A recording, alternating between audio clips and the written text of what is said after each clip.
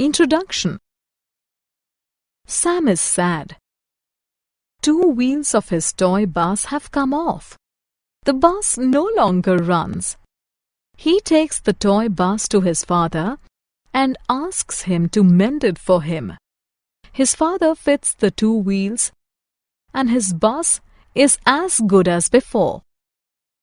In this lesson, you will learn the story of wheels. Wheels all around. All vehicles that move on roads and rails, such as bicycles, scooters, cars, buses, trucks, trams, and trains have wheels.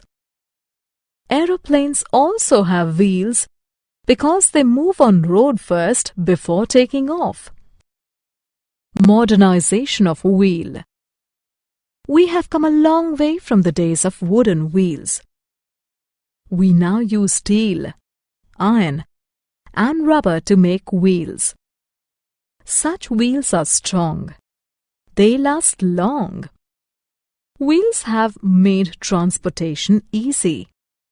Therefore, wheels are our friends.